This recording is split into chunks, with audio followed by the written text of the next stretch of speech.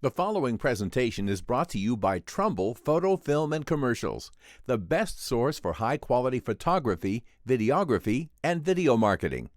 For more information on how we can serve you, please reach out to Levi Trumbull with the contact information seen on the screen in front of you, or visit us on the web at trumbullphotofilm.com. We'd love to hear from you.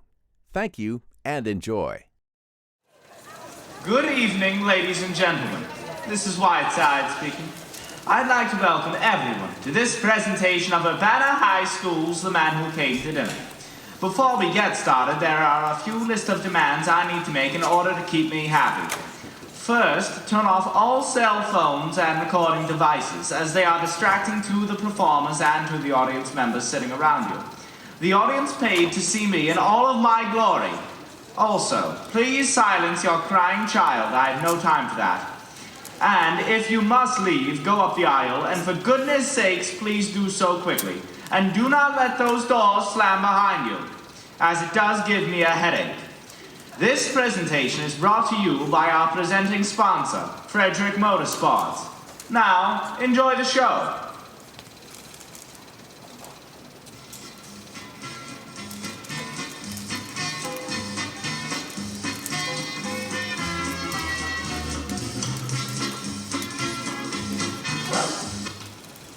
Great dribbling cow! How is he enjoying it? Is he coming out? Oh, I'll get some more weather. But what is it? What's the matter, John? They want pillows. Anything I can do, Miss Please? No, thank you. Don't call yourself a doctor in my presence. More kilograms and more packages. Dad's going crazy at serving the doorbell ringing all the time. Oh, dear June, will you go? What did you say, Richard? One from New York and one from San Francisco. There's something from Alaska early this morning. Doesn't that bird brain of yours ever function? Really? Yes, that's right. Who is it? I'll get them right away, sir. Oh, he wants Players Club cigarettes. Players Club. They have them at Kitchen. Run down and get them. Hello. Miss Please, tell me, are you bringing him out soon? We're getting him out of bed now. He should be out very soon. Oh, thank you. Oh, I'm glad. He must be very happy. Trapped like a rat in this hellhole! Lock? Yes, I think he can talk then. All right. Well, who do you think that was? Mr. H.G. Wells from London. H.G. Wells on our telephone. Oh, go, Mother. This certainly is a busy house. I've got his juice. Oh, that's fine, Sarah. Is it fresh? Yes, ma'am. You move like a broken down truck horse! Voice is the same as on the radio. Good morning. Girls, what do you think? He's getting up and coming out this morning. You don't mean it. Can we stay and see him? Why, of course. He'd love it. What do you think just happened? I'll be upstairs, Mother, if you want me. What? Yes, Junior, tell your father he ought to come down, will you? Mr. Whiteside is coming out. Yes, Mother. Oh, is he really coming down this morning? I Joy, brought the him a plan. packages. Oh, You how wouldn't nice. mind if I gave it to him? Why, how nice. And some couch split jelly. Why, how lovely. Who do you think just called? Mr. H.G. Wells from London? And look at those cablegrams. He's had calls and messages from all over this country and Europe. The New York Times, Justin Apshire, and Dr. Defoe of Mount Wilson Observatory. I just can't tell you what's been going on. I'm simply exhausted. There's a big piece about him this week's Time, Daisy. Have you seen it? No, really. You're naming it too, Daisy. Listen. Do tell. Courtney Sheridan Whiteside, critic, lecturer, wit, radio orator, intimate friend of the great and the great. No. Last week found his celebrated wit no weapon with which to combat an injured him. The fall staff and Mr. Whiteside, trekking across the country on one of his annual lecture tours, met his Waterloo in the shape of a small piece of ice on the doorstep of Mr. and Mrs. Ernest W. Stanley of Passaic, Ohio. Result, canceled lecture tours and disappointment to thousands of adoring club women in Omaha, Denver, and points west. Farther results, the idol of the airwaves rests until farther notice in the home of surprise, Mr. and Mrs. Stanley. Possibility, Christmas may be postponed this year. What's Now that let me mean? see. Small piece of ice on the doorstep of Mr. and Mrs. Think of it. Well, of course, I just felt terrible about it. He never goes to dinners anywhere, and he finally agreed to come here, and this had to happen. Oh, poor Mr. Whiteside. But it'll be so wonderful having him with us, even for just a little while. Think of it. We'll sit around in the evenings and discuss books and plays, all the great people he's known. Daisy, I cannot wait any longer. If Mr. Whiteside... Good morning, ladies. Good morning. Ernest, he's coming out any minute in H.G. Wells' telephone from London. And we're in time. Look. Daisy, I don't like this kind of publicity at all. When do you suppose he's going to leave? Well, he's only getting up this morning after all. He's had quite a shock, and he's been in bed for 2 full weeks. You'll certainly have to rest a few days, Ernest. Well, I'm sure it's an honor his being in the house. It is a little upsetting. Phone going all the time, bells ringing, messenger boys running in and out. Pardon me, Miss Stanley. Have the cigarettes come yet? They're on their way, Miss Cutler. My son went for them. Thank you. This is Miss Cutler, Mr. Whiteside's secretary. How do you do? May I move this chair? You mean he's coming out now? He is indeed. Coming out? I can hardly wait. June, Mr. Whiteside is coming out. Oh, I'm so excited. I don't need to Oh, good morning, Dr. Bradley. Oh, good morning, good morning. Well, here we are, all merry and bright. Oh, Mrs. Green, could you bring out our little old patient, please?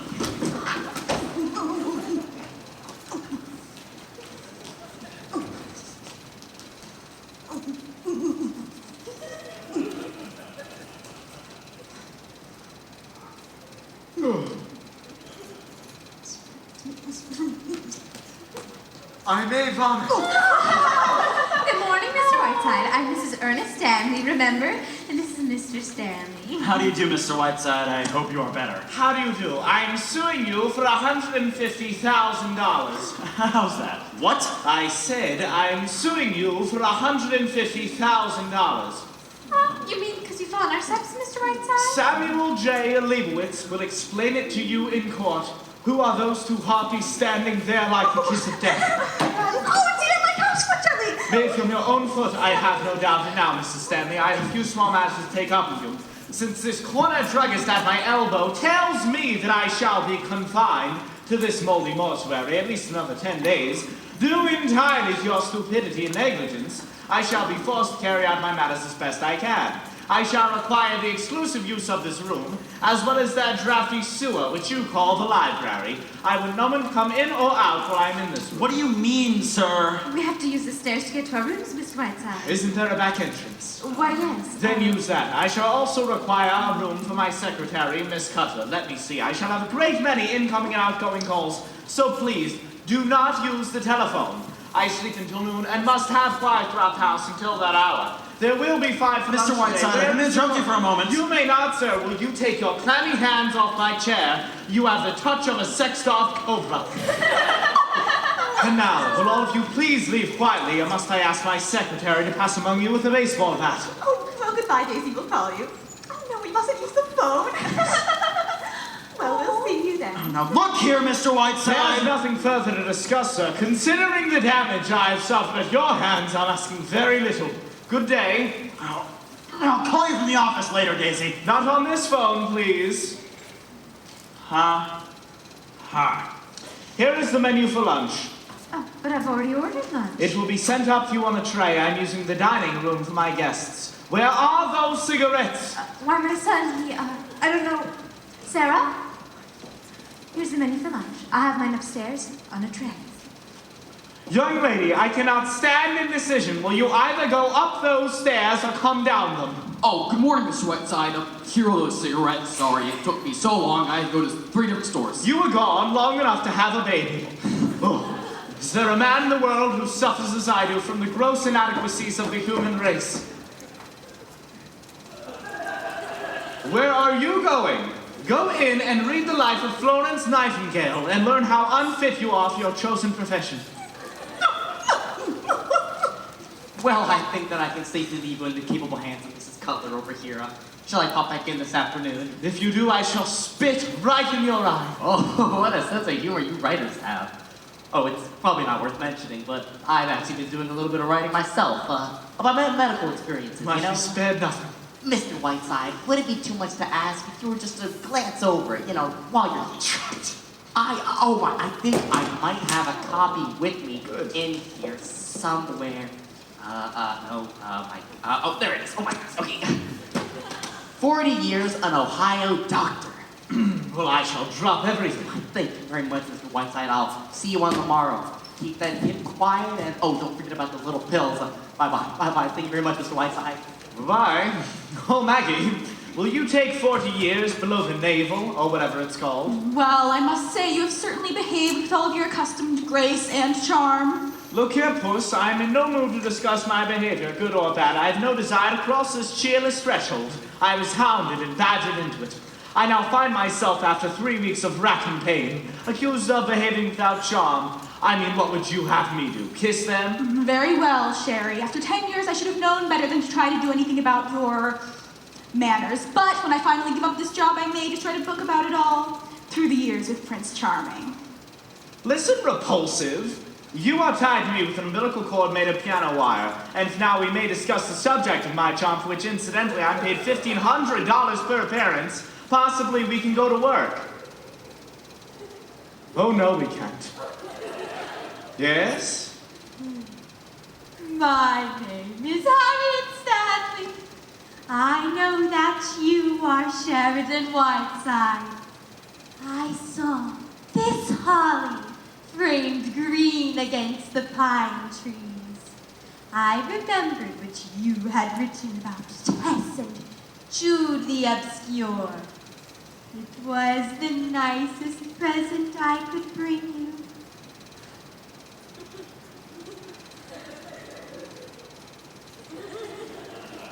Bye-bye now.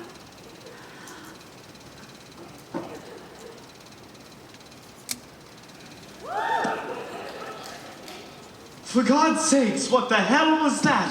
That was Mr. Stanley's sister, Harriet. I've spoken to her a few times. She's quite strange. Strange. She's right out of The Hound of the Baskervilles. I swear I've seen that face before somewhere. Nonsense, you couldn't have. Ah, very well. Let's get down to work. Press that in the doctor's book. I see no reason as to why I should endorse Maiden from Braziers. Here are some telegrams. What date is this? December 10th. All right, send a wire to Columbia Broadcasting. Schedule my Christmas Eve broadcast from the New York studio, as I shall proceed east instead of heading to Hollywood, Whiteside. Are you sure you'll be all right by Christmas, Sherry? No, I'm sure I will. Send a wire to Mahatma Gandhi, Bombay, India. Dear Boo Boo, schedule changed. Meet me in Calcutta July 12th, dinner 8:30, Whiteside. If that's Miss Stanley, tell them she's too drunk to talk. Hello? What? Hollywood? If it's Goldwyn, just hang up. Oh, hello, Banjo! Banjo, give me that phone! Banjo, you old so-and-so. How are you, darling? Oh, come on, give me that, give me that. Shut up, Sherry. Are you coming east, Banjo? I miss you. Oh, he's going to live. Stop dribbling and give me the He's phone! screaming at me now. Here he is. How are you, you fawns behind, and what are you getting me for Christmas? What? Oh no, I'm all right. Yes, Dr. Frankenstein's looking in on me. What about you? Having any fun? Playing any cribbage? What? Oh, well, I can't spend my whole day calling me Hollywood riffraff. Kiss the one of pauses for me. Goodbye. What do you want now, Miss Bedfan? It's your medicine, Mr. Whiteside, once every 45 minutes. Very well. Let me see the rest of those. Here's a telegram from that dear friend of yours, Miss Lorraine Sheldon. Let me see it. Oh, Sherry, my poor sweet lamb, have been in Scotland on a shooting party with Lord and Lady Cunard, only just heard of your poor sweet hip. I'm down here in Surrey with Lord Bottomley, sailing Wednesday on the Normandy and cannot wait to see my poor sweet Sherry. Your blossom girl, Lorraine.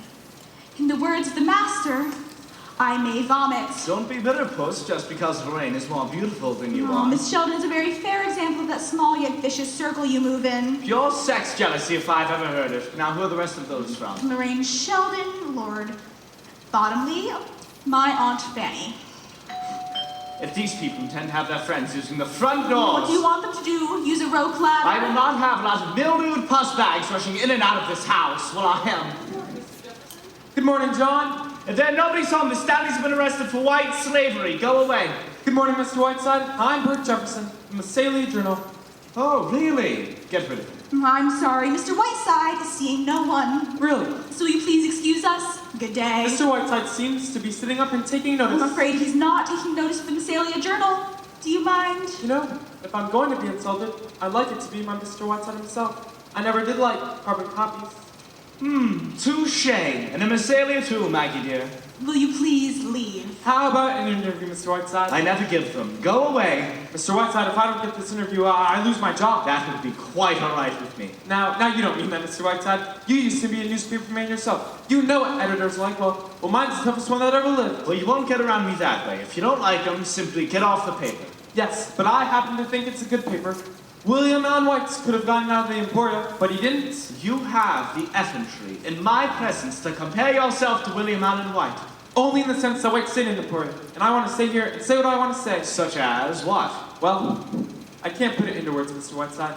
It sounds like an awful lot of hooey. You see, the journal was my father's paper. It's kind of a sentimental point with me, the paper. I'd like to carry on where he left off. Ah, so you own the paper then? That's right. Then this terrifying editor, this dread journalistic apocalypse, is you yourself. In a word, yes. I see. In the future, Sherry, let me know when you don't want to talk to people. I'll usher them right in. Young man, come over here. I suppose you've written that novel. No, I've written that play. Well, I didn't want to read it. Ah, if these old eyes spot a box of goodies over there, hand them to me, will you? You see, the trouble is, Mr. Whiteside, that you being in this town comes under the heading of news. Practically the biggest news since the Depression. So I just gotta get a story. Pecan butternut fudge. Oh, Mr. Whiteside, you shouldn't eat candy. It's very bad for you. Oh, dear, oh my. Oh, Miss Free. oh. My great-aunt Jennifer ate a box of candy every day of her life. She lived to be 102. And when she had been dead 3 days, she looked better than you do now.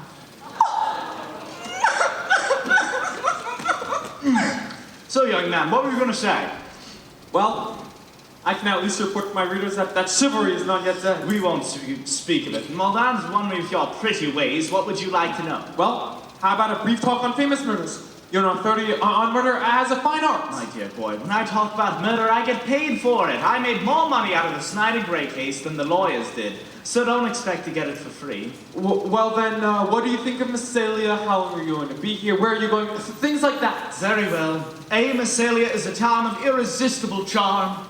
B, I cannot wait to get out of it. And C, I'm heading from here to Crockfield for my semi-annual visit to the Crockfield Home for Paroled Convicts, for which I have raised over $500,000 in the last 5 years alone. Have you ever been to Crockfield, Jefferson? No, I haven't. I always meant to. Ah, well, as a newspaper man, you really have to go instead of wasting your time here with me. Will you sign this, please? Now, this aging debutante, Jefferson, I retain in my employ only because she is the sole support of her two-headed brother. I understand. Well, thank you very much, Mr. Whiteside. You've been very kind. By the way, I am a cribbage player, if you need one right here. Very well. How much can you afford to lose? I usually win, sir. We won't speak of it. Come back at 8:30. We'll play three-handed with Elsie Dinsmore. Sherry! Metz, you incredible beetle hound. What are you doing here? I explained, Sherry. But first I embrace my little man. Oh, Matt's darling, what a wonderful surprise. The enchanted Metz, Jefferson, the world's foremost authority on insect life. How do you do? Yes, how do you do? Well, Sherry, Ah, Metz, stop looking at me adoringly and tell me why you're here. you are sick, Sherry. So I come to cheer you. No, the enchanted Professor Adolf Metz. He once spent 3 years in a cave with nothing but plant lice, and he rates 3 pages in the Encyclopedia Britannica. Don't you, my little hookworm? Please, Sherry, you embarrass me. Look, I brought you a present while I've had the hours. I said to my students, boys and girls, I want to give a present to my sick friend, Sheridan Whiteside. So, you know what we did? We made, for you, a community of Periplaneta Americana, commonly known as the American cockroach. Behold, Sherry, Roach City! Oh. Inside here are 10,000 cockroaches. 10,000 cockroaches. Sarah, Joy! And in 1 week, Sherry, if all goes well, there will be 50,000. If all goes well, what can go wrong? I mean, they're all in there, aren't they? Quiet, please. Go ahead, Metz. You can watch them while they live away their lives. Look, right over here is their maternity hospital. They do everything that human beings can do. Well, Please, Maggie, these are my cockroaches. sorry. With these earphones, Sherry, you listen to them making calls.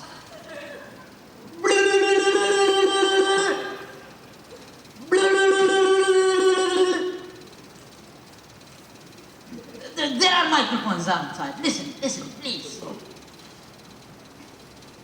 Well, how long has this been going on? Aha! Peggy Planeta Americana.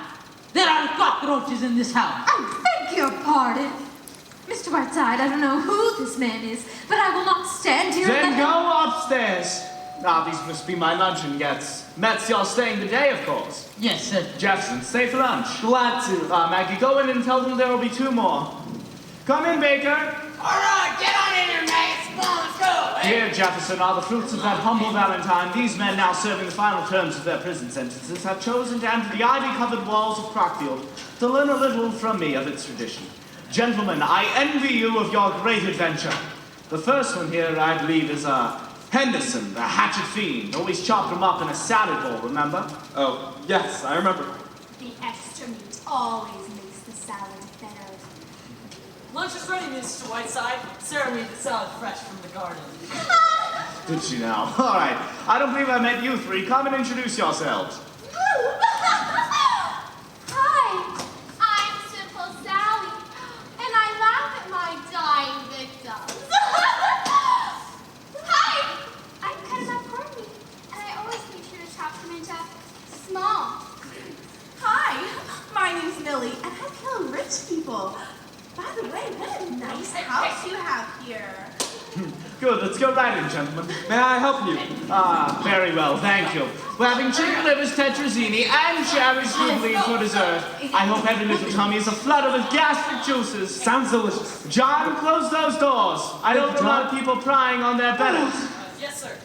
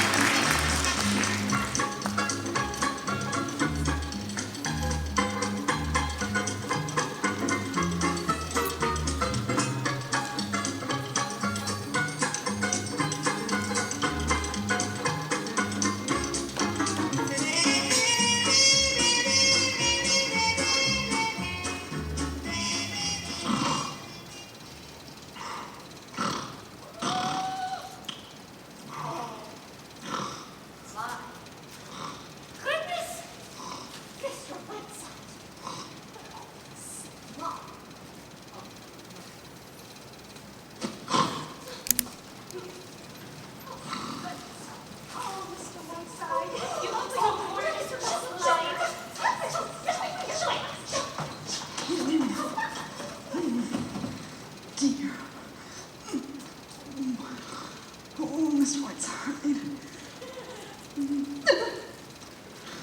Oh, dear. Mr. Whiteside. Mr. Whiteside. Oh, dear. I was dreaming of Lillian Russell, and I awake to find you. It's your medicine, Mr. Whiteside. What time is it? It's about 6:30. Very well. Where's Miss Cutler? She went out Out? with Mr. Jefferson. Do you mind if I turn the lights up, Mr. Whiteside? Very well. Thank you, John. And Sarah has something for you, Mr. Whiteside. Made it special. Where is she? My souffle queen! Here I am, Mr. Whiteside. She walks in beauty like the night, and in those deft hands there is the art of Michelangelo. Let me taste the new goodie. Poetry. Sheer poetry. I put a touch of absinthe in the dough. Do you like it? Ambrosia. And I got your terrapin manna for dinner. Sarah, I have known but 3 great cooks in my time. The Khedive of Egypt had one. My great-aunt Jennifer, another. And the 3rd, Sarah, is you. Oh, Mr. Whiteside. Say, how'd you like to come to New York and work for me? You and Johnny. Why, Mr. Whiteside? Sarah, Joy! Why, it kind of takes my breath away. it would be a wonderful opportunity, Mr. Whiteside. But what will we say to Mr. and Mrs. Stanley? Just goodbye. They'd be awfully mad, wouldn't they? Oh, They've been very kind to us. I'm sure of it. Well, if they ever come to New York, they can come and visit. If I'm not in town. Now run along and think it over, and put plenty of sherry in that terrapin. Miss Breen! Miss Breen! Yes, sir, yes. What have you got in there anyway? A sailor? I was just washing my hands. Very well. What time did Miss Cutler go out? Oh, a few hours ago. All right, run along. Back to your sex life. Yes. Oh.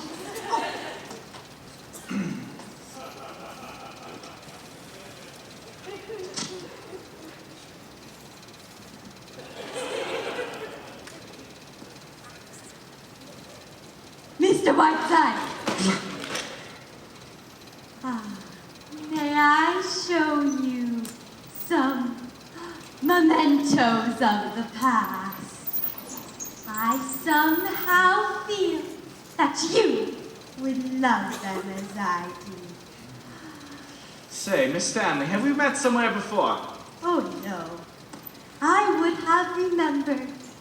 It would have been one of my most cherished memories.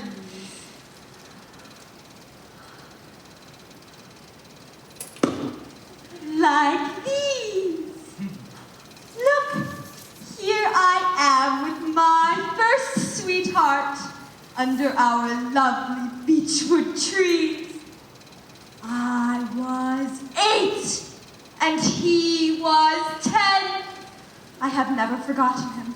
Oh, what happy times we had. What? But I tell you, I'm going to. Oh, dear, there's someone coming. Now, Ernest, I'll come back. Be quiet, Daisy. Mr. Whiteside, I need to talk to you. I don't care whether you're busy or not. I have stood all that I am going to stand. Indeed. I have just received a bill from the telephone company for $784. Let's see. Oklahoma City, Calcutta, Australia, Hollywood, Rome, New York, New York, New York, New York, New York. Now, I understand, Mr. Whiteside, that you're a distinguished man of letters. Yes, of course, we both... Please. But in this past week, we have not been able to call our souls our own. We have not had a meal in the dining room once. I have to tiptoe in and out of the house in the mornings. Ernest. Oh, I come home to find convicts sitting at my dinner table, butcher shop murderers, a man putting cockroaches in the kitchen. They just escaped, That Ernest. is not the point. I go in my bathroom and bump into 22 students that you invited here. I tell you, I will not stand for it no matter who you are. Is that all? No, it is not. I go into the cellar this morning and trip over that octopus that William Babe sent to you. I tell you, I will not stand for it. I want you to get out of this house and go to a hotel as soon as you... Stop pulling me, Daisy. That's all I have to say, Mr. Whiteside. And quite enough, I should think. Might I remind you, Mr. Stanley, that I am not a willing guest in this house. I have been informed by my doctor I must remain quiet for another 10 days, at which point I shall get out of here so fast the wind will knock you over. I hope. If, however, you insist on me leaving before that time, causing me to suffer a relapse, I shall sue you for every additional day that I am held inactive, which will amount, I assure you, to a tidy sum. Oh, this is outrageous, outrageous! As for the details of your petty complaint, sir, those 22 students came straight from the White House, where I assure you they used the bathroom, too. Mr. Whiteside, my husband... Yes, I did. I meant every word of it. There is only one point you make in which I do see some slight justice. I do not expect for you to pay for my telephone calls. Will you please provide me with the exact amount, and I will see to it that restitution is made. I certainly can. I certainly will. Good. I shall instruct my lawyers to deduct it from the $150,000 that I am suing you for. Now, Ernest...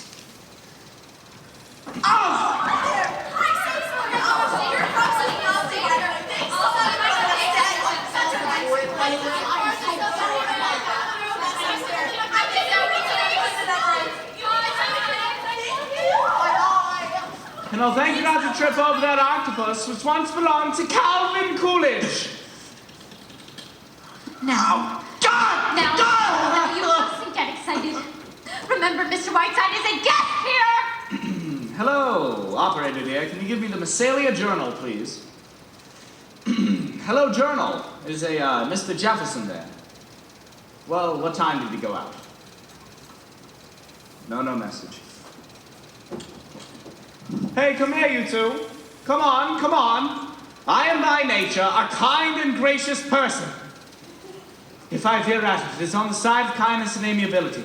I've been observing you two this past week, and you seem to me to be extremely likable young people. I'm afraid that when we first met, I was quite unpleasant towards you. And for that, I'm truly sorry. And I wish that in the future we would not engage like something out of Edgar Allan Poe. Now, how do you like my new tie? Thank you, Mr. Whiteside. This certainly makes things much pleasanter. And I think your tie is very pretty. Well, not that we're on speaking terms, Mr. Whiteside. I don't mind telling you that I've been admiring all of your ties. Really? How do you like this one? Well, I certainly do like it. It's yours. Really, this curious legend that I'm a difficult person is pure fabrication. Ice skating, eh? Me, I used to cut the figure eights myself. Arm in arm with Betsy Ross, waving the flag behind us. Oh well. The ice was wonderful today. Miss Cutler and Mr. Jefferson were there. Maggie, ice skating. Yes, it is good too. I got a marvelous picture of her. Well, were they still there when you left? I think so. Yes, they were. Mr. Whiteside, would you mind if I get a picture of you? I would just love to have one. Very well. How'd you like my profile? Mr. Whiteside, I'm afraid you're done for. My brother is a camera fiend. Thank you, Mr. Whiteside. I got a great one. Hello there. Good evening, Sherry. Really, Sherry, you've got this room looking like an old parrot cage. Did you nap while I was out? What's the matter, dear? Cat run away with your tongue? Don't look at me with those great cow eyes, you sex-ridden hag. Where have you been all afternoon? Alley-catting around with Bert Jefferson? Oh, Sherry, Bert read his play to me this afternoon. It's superb. It isn't just that play written by a newspaper man. It's superb. I want you to read it tonight. It just cries out for Cornell. Will you send it to her, Sherry, and will you read it tonight? No, I will not read it tonight or any other time, and while we're on the subject of Mr. Jefferson, you might ask that he pay your salary since he takes up all of your time. Oh, come now, Sherry. It isn't as bad as that. I have not been able to reach you all afternoon, not knowing what haylofts you frequent. Oh, stop behaving like a spoiled child, Sherry. Don't take that patronizing tone with me, you flea-bitten Cleopatra. I'm sick of you running around like some lovesick high school girl every time my back is turned. Well, Sherry, I'm afraid you hit the nail on the head. Stop acting like Zazu Pitts and explain yourself.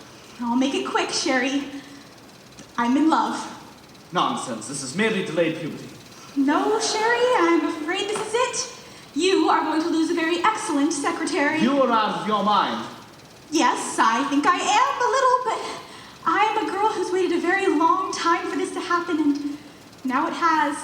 Mr. Jefferson doesn't know it yet, but I'm going to try my darndest to marry him. Is that all? Yes, except that, well, I suppose this is what might be called my resignation, as soon as you've got someone else. Now, Maggie, you've been with me for a very long time. You are indispensable to me. But I do think myself unselfish enough to not let that get in between the way of where your happiness is concerned. Because whether you know it or not, Maggie, I have a very deep affection for you. I know that, Sherry. That being the case, I will not sit idly by and let you make a fool of yourself. I'm not, Sherry. You are, my dear. You're behaving like a Booth-Tarkington heroine. I mean, it's incredible. I cannot believe that a girl who for the past 10 years has had the great of the world served up on a platter before her. I cannot believe that it is anything but a kind of temporary insanity when you are swept off your feet in 7 days by a second-rate small-town newspaper man. Oh, Sherry, I can't explain what's happened. I can only tell you that it's so. It's hard for me to believe, too, Sherry. I mean, here I am, a hard-bitten old cynic, behaving like True Story magazine and liking it, discovering the moon and ice skating. I keep laughing to myself all the time, but there it is. What can I do about it, Sherry? I'm in love. That's it, we're leaving tomorrow, hip or no hip. I don't care if I fracture the other one. Oh, I'll pull you out of this, Miss Stardust. I'll pull the ants out of those moonlit pants. It's so good, Sherry. It's no good. I'd be back on the next streamlined train. It's completely unbelievable. Can you see yourself, the wife of the editor of the Massalia Journal, having dinner at home with Mr. and Mrs. Stanley, Mr. and Mrs. Poop Face, and the members of the Book of the Month Club? Oh, Sherry, I've had 10 years of the great figures of our time, and don't think I'm not grateful to you for it. They've been wonderful years, Sherry. Gay and stimulating. I don't think anyone's ever had the fun that we've had. But a girl can't laugh all the time, Sherry. There comes a time when she wants Bert Jefferson. You don't know Bert, Sherry. He's gentle and he's unassuming and, well, I love him. That's all. I see. Well, I remain completely unconvinced. You're drugging yourself into this Joan Crawford fantasy, and before you become completely anesthetized, I shall do everything in my power to pull you out. Oh, now listen to me, Whiteside. I know you. Lay off. Oh, I know what a devil you can be. I've seen you do it to other people, but don't you dare do it to me. Don't drug yourself into the idea that all you're thinking of is my happiness. Oh, you're thinking of yourself a little bit too, and all those months of trying to break in somebody new. Oh, I've seen you in a passion before when your life has been disrupted and you couldn't dine in Calcutta with Boo Boo on July 12th. Well, that's too bad, but there it is. I'm going to marry Mr. Jefferson if he'll have me, so don't you dare try any of your tricks on me. I'm on to every one of them. So lay off!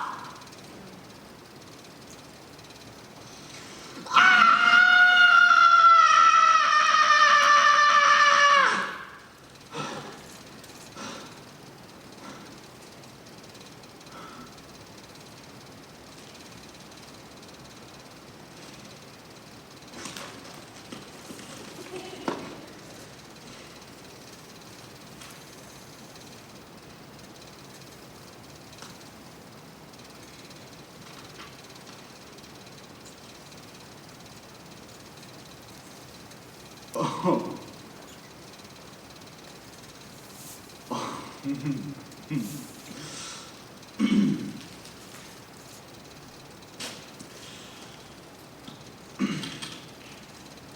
Hello, operator dear. Put me long distance, please. Hello, long distance operator. I'd like to put in a transatlantic call to a Miss Lorraine Sheldon. No, I don't know the number. That's why I'm asking you! Sheldon. She's on the Normandy. It sailed from Southampton day before yesterday. Will it take long? All right, this is Whiteside, W-H-I-T-E side. Thank you. Good evening, John. Good evening, Mr. Whiteside. Good evening, Doctor. Mr. Whiteside, what's the best news that I could possibly bring you right now? You have hydrophobia. No, Mr. Whiteside. You're a well man. You can get up and walk right now. You can leave here tomorrow if you wanted to. What? Well, Mr. Whiteside, I took another look at those x-rays again this afternoon and, well, you're not gonna believe this, but I was looking at the wrong x-rays. I was looking at old Mrs. Moffat's x-rays. You are perfectly and absolutely well, Mr. Whiteside. Lower your damn voice, will you? Miss Moffat's x-rays? I thought that you'd be pleased. I'm sorry. I'm delighted, Doctor, naturally. You see, the only thing, Doctor, is that this comes at a very curious moment. I've been reading your book, 40 Years. Doctor, High Enough, yes. And I consider it to be extremely close to one of the greatest literary contributions of our time. Mr. Whiteside, So strongly do I feel this way, Doctor, that I'd like to stay here in Massalia and work on it with you. Mr. Whiteside, I'd be so terribly honored. I just have no worries. See, but there is one thing, Doctor. If my lecture bureau and my radio sponsors were to learn that I am well, they would insist on me leaving Massalia, and I would be forced to leave and go to New York and fulfill my contracts. Therefore, we mustn't tell anyone, not anyone at all, that I am well. I see. All right. Not even Miss Cutler, you do understand. I won't. Not a soul. Not even my wife. Thank you. Well, Mr. Whiteside, when do we start work? Right now? I just got one patient that's dying, but then I'll be perfectly free after that, I promise. Tomorrow morning, Doctor. Excuse me, this is a long-distance call. Are you sure you don't want to... Tomorrow morning! Okay, Mr. Whiteside, I'll be very proud to work with you. You've made me a very proud man. Yes, I know. Very proud. Hello, am I on? Hello, Blossom Girl. How are you, my lovely? No, I'm all right, dear. I've been out here for a few weeks. Yes, well, here's the situation, dear. I found a play with an enchanting perfume, and Cornell would pay her eye teeth to play it, but I bet you could swing it. Oh, don't thank me, dear. Just hop on a train and come right out here and spend Christmas with Sherry. And don't send any messages, particularly to Maggie. You know how close she is to Kit. All right. Goodbye, Blossom Girl.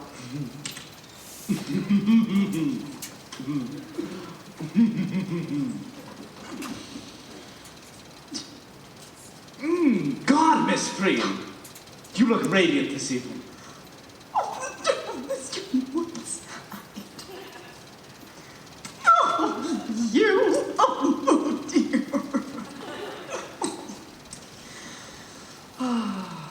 Sherry, I'm sorry for what I said earlier. I'm afraid I was a little unjust. Oh, don't worry, Maggie dear. We all lose our tempers now and again. I promised to have dinner with Bert and go see a movie, but we'll come back here and play cribbage with you instead. Oh, that's very nice, Maggie. Thank you. See you soon, Sherry dear. Goodbye. Goodbye. I was the little rabbit in the sunshine. I was just a little rabbit in the rain. I nibble on the lettuce leaf all morning as I stroll on down that lane.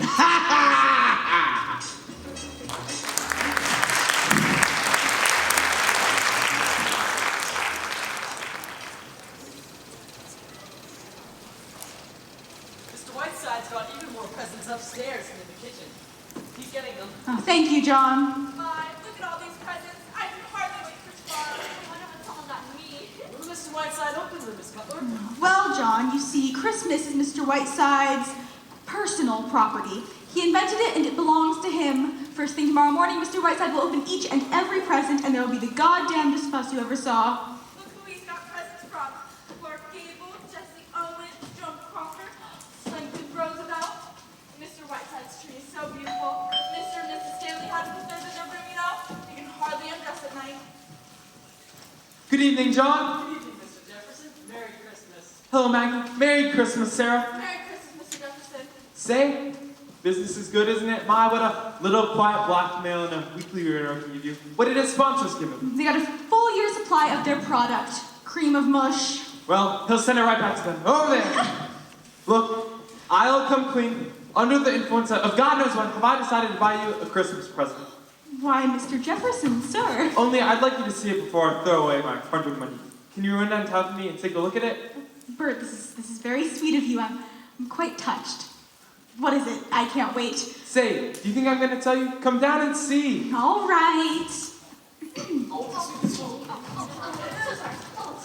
Sherry, I'm going out for a few minutes. I won't be long. Noel, Mr. W. How about a game of cribbage after your broadcast tonight? No, I will not play cribbage with you, Klondike Harry. Where are you off now, Madam Butterfly? I'm being given a Christmas present. Anything you want done downtown? Yes, bring baby a lollipop. What are you getting me for Christmas, Jefferson? I've enriched your feeble life beyond your capacity to repay me. Yes, that's what I figured. So, I'm not giving you anything. Well, I was going to give you my old trust, but now I shan't. Maggie, what time are those radio men coming? About 6:30. I'll be here. You've got to cut, Sherry. You're 4 minutes over. By the way, there is a wire here from Beverly Carlton. He doesn't know what train he can get out of Chicago, but he will be here sometime this evening. Is he staying overnight? No, he has to get right back out again. He's sailing Friday on the Queen Mary. Say, do you think I could peek in the window and go get a look at him? Beverly Carlton used to be one of my heroes. Used to be, you ink-stained hack. Beverly Carlton is one of the greatest single talents of the English theatre today. Maggie, take this illiterate numbskull out of my sight and do not bring him back. Yes, Mr. Whiteside, sir, I won't come back until Beverly Carlton gets here. Where are you taking me, Bert? I want to know what you've gotten me. I'm like a 10-year-old kid. You know, you look like a 10-year-old kid right now, Maggie. Cut that. You know, you look like a 10-year-old kid, Maggie, right now.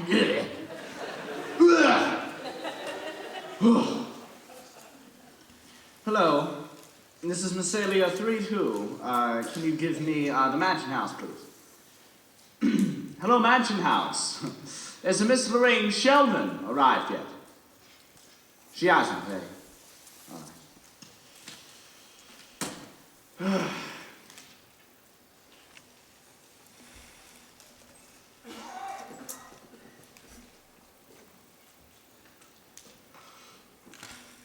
Ooh.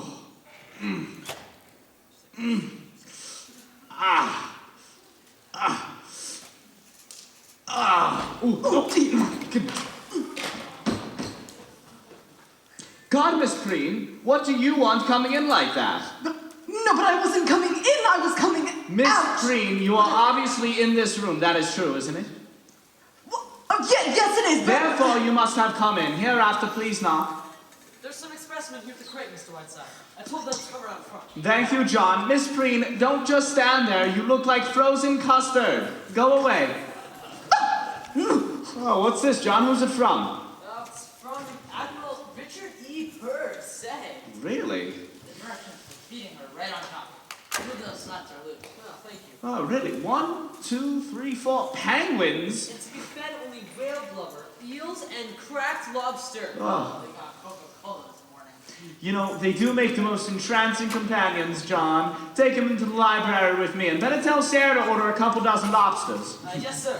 I don't suppose there's any whale blubber in this town. Good evening, Mr. Whiteside. Oh, yes, there is. The door was open, so Merry Christmas, by the way. Merry Christmas, Doctor. I'm afraid you happened in on me now. I'm practicing my yogi exercises. I opened those two slats a little, Mr. Whiteside. They seem so crowded in there. Thank you, John. As I was saying, Doctor. Yogi, okay, well, it's been a week now, Mr. Whiteside. I was just wondering, when do we get to work on the book?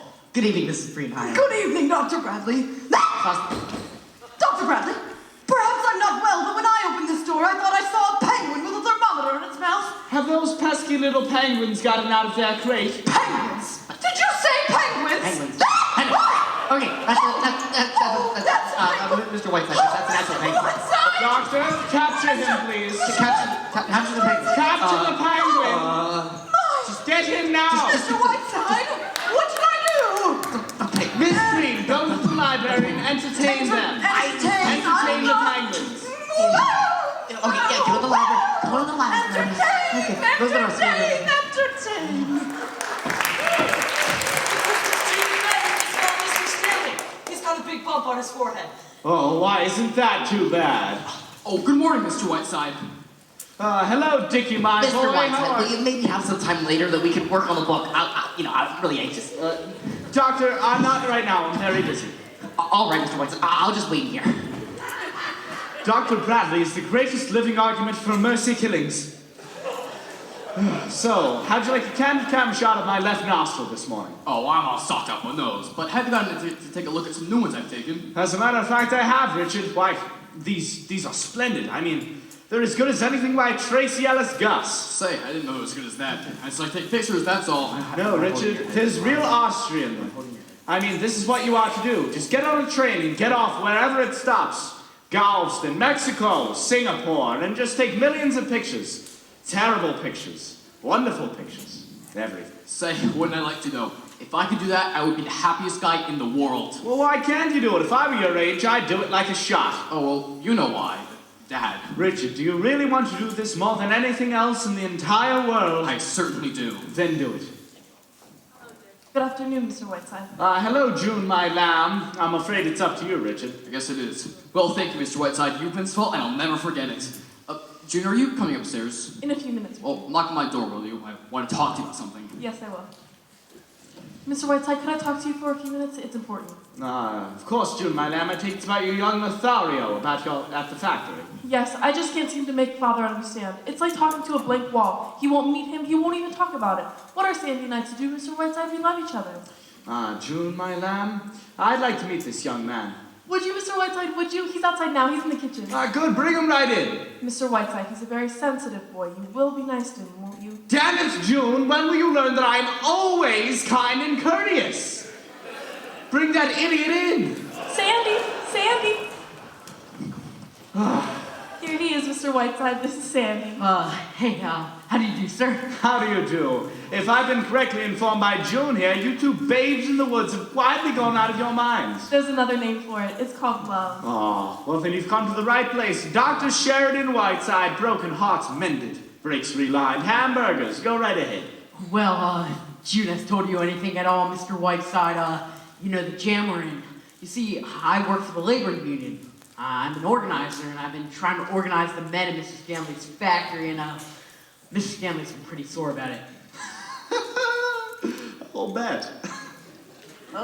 Did June tell you about that? As a matter of fact, she did. Oh, well, that being the case, Mr. Whiteside, I just don't think I have the right to try to influence June. I mean, if she marries me, it means a definite break with her family, and I just don't want to bring that about. But the trouble is that Mr. Stanley's so stubborn about it. He's so arbitrary. I've not just done this just to spite him. I mean, we fell in love with each other. But Mr. Stanley behaves as though we're all a big plot. He thinks that John L. Lewis sent me here to try to marry his daughter. He's tried to fire Sandy twice out of the factory, but he couldn't on account of the Wagner Act. Thank God. Yes, he thinks I wrote that one too. If he'd only let me talk to him. If he'd only let Sandy talk to him.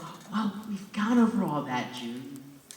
Anyway, I got water needed in Chicago, and I may have to go on to Frisco from there, so you see the jam we're in. Sandy's leaving tonight, Mr. Whiteside. He'll probably be gone a year. We've simply got to decide now. My dear, this is absurdly simple. Now, to my jaundiced eye, it... Oh, excuse me, please. Hello? Who is it? Ah, Walt Disney in Hollywood. Hello, Walt. How's my little dash of genius? Oh, no, I'm all right. How are you? Oh, well, already? Oh, just 10 seconds more. Oh, June, my lamb, over here. Yeah, I hear it, Walt. It sounds just like static. All right. And don't worry about Fantasia. Beethoven hasn't read in a hidden years. Say, who's in Lana Turner's sweater these days? Oh, well, goodbye, Walt. Do you know who that was you just listened to? The voice of Donald Duck. Not really. Mr. Disney calls me every Christmas to see that I am well. Last year I was at the bottom of the ocean in a diving suit with William Babe and he still got me. Now, where were we? You two. Now, when it comes down to it, who does it come down to? Your parents. The possibility of making them unhappy. Very unhappy. Suppose that isn't the point. Say they are unhappy. It's good for them. It develops their characters. Look at me. I left home at the ripe age of 4 and haven't been back since. My family hears me on the radio, and that's enough for them. So, you're saying to go ahead with it, Mr. Whiteside? That is. Marry him tonight, June. You mean that, Mr. Whiteside? No, I mean you should marry Hamilton Fish. If I didn't mean it, I wouldn't say it. My own opinion is that you're not worthy of this young man here. Come along, Daisy. Stop dawdling. Forgive us for trespassing, Mr. Whiteside. Oh, not at all. You know, Merry Christmas, Merry Christmas. Ah, yes, Merry Christmas. June, will you be coming along with us? We're taking some presents over the Dexters. No, thank you. I have to write some letters. Come on, Daisy. Mr. Stanley, what happened to your forehead? Oh, I've been taking boxing lessons.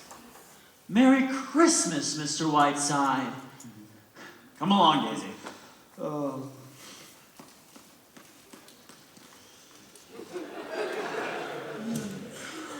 Merry Christmas, Mr. Whiteside! Mrs. Stanley. I've been waiting all day to see you, to give you this. Thanks, Mrs. Stanley. It's very sweet of you thinking of me. It's only a trifle, but I wanted you to have it. It's a picture of me as I used to be.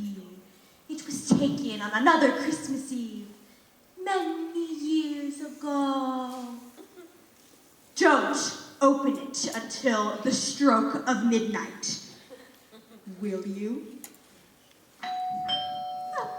Anyway, I must be off. Remember not to open that present, not until the stroke of midnight.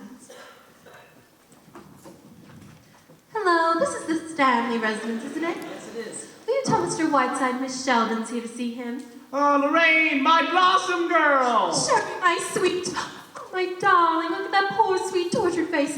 Let me kiss it. Oh, darling, look at how drawn you are. I just want to cry. All right, dear, you've made a very nice entrance. Now relax. But, darling, I've been so worried now seeing you in that chair. This chair fits my funny as nothing else ever has. The only thing that concerns me is the news of the outside world. So take off that skunk and tell me everything, dear. How are you, my lovely? Oh, darling, I'm so relieved. I've never seen you look better. Right, dear, don't look around. I just dashed straight through New York. Didn't do a thing about Christmas. Hattie Carnegie had my hair done. Darling, I have so much to tell you. I don't even know where to start. Well, start with the dirt first, dear. That's what I want to hear. Let me see. Oh, Sybil Carter used to go right out of Cyril's. It was the night before I left. She was wearing one of those new cellophane dresses, and you could absolutely see Trafalgar Square. And Sir Harry Montross, the painter, you know, he's suing his mother for disorderly conduct. Oh, it just shocked everyone. Well, what about your love life, dear? I don't believe for one moment you never got to bed at all, if you'll pardon the expression. Oh, Sherry, dear, you're dreadful. Oh, well, what about that splendish bit of English mutton? Bottomley, is it? Oh, Cedric is a dear friend of mine. Oh, well, don't try to pull the bedclothes over my eyes. This is Sherry. Don't tell me you wouldn't like to be Lady Bottomley with 150,000 pounds a year and 12 castles. Say, has he gotten his teeth fixed yet? Every time I order the Rockfoot cheese, I think of those teeth. Sherry, really? I know he may not be the most brilliant man, but he does represent a kind of English way of living that I like. Surrey and London for the season, a shooting box in Scotland, oh, and that lovely old castle in Wales. You were there, Sherry, you know what I mean. I do indeed. But really, Sherry, why not? If I can marry Cedric, I don't know why I shouldn't. Could I tell you something? Something he said to me just before I sailed. It's not definite, mind you, but don't be surprised if I am Lady Bottomley before long. Lady Bottomley?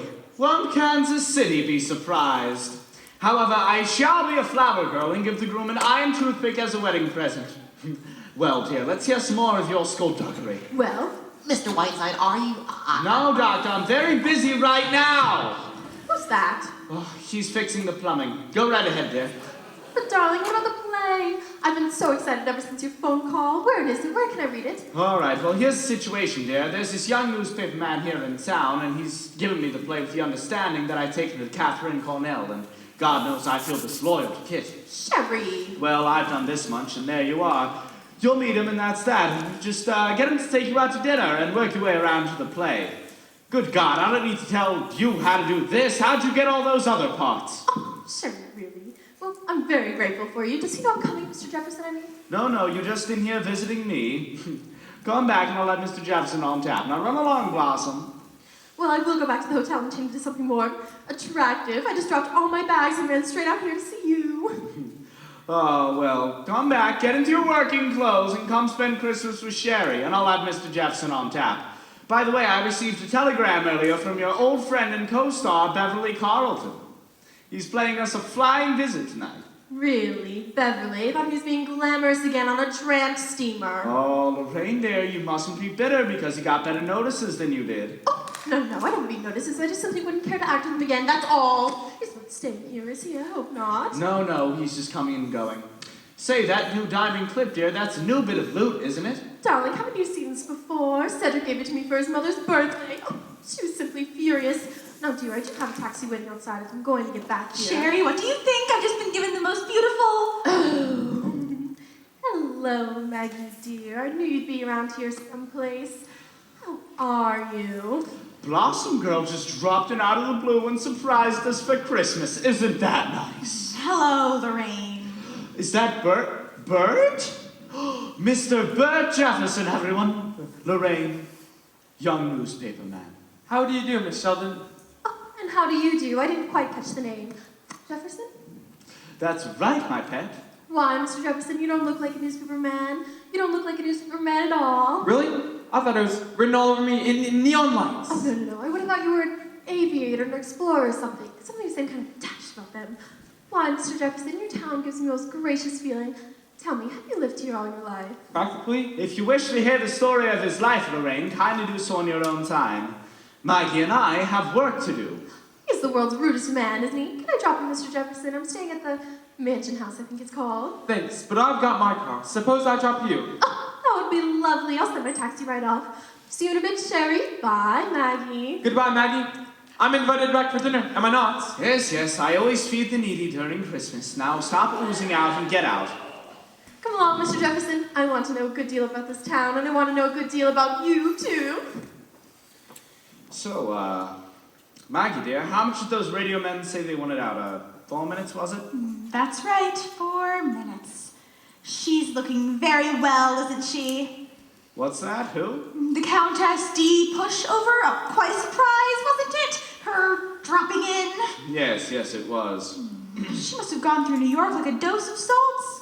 How long is she going to stay? I don't know, a few days, I think. The Yuletide season pass. I can't cut that. Isn't it curious? I mean, there she was, snug as a bug in somebody's bed in the Normandy, and... when in the hearts of men. Oh, now, Sherry, dear, we will talk a bit. Maggie, dear, just because a friend of mine happens to come by and play me a flying visit doesn't mean that something... You know, I have a hunch it's Beverly Carlton. Why don't you go get the door, Maggie? Run along. Run! Oh, Sherry, I have arrived. Magpie. Oh, Beverly. A large, moist, incestuous kiss for my magpie. Oh. Come in here, you Piccadilly pen pusher, and gaze upon a soul in agony. Don't tell me how you are, Sherry dear. I want none of the tiresome details. I have had a very long day, so this conversation will be entirely about me, and I shall love it. Shall I tell you the time I glittered through the South Seas like a silver scimitar?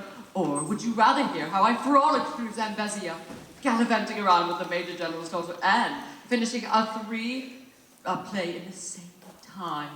Magpie, dear, you are the moonflower of my middle age, and I love you very much. Say something tender to me. Oh, Beverly, darling. That's my girl. Now then, Sherry, dear, without going into mountainous waves of self-pity, tell me, how are you? I'm fine, you presumptuous cockney. Now tell me, how was your trip? Wonderful? Fabulous. I did a fantastic amount of work.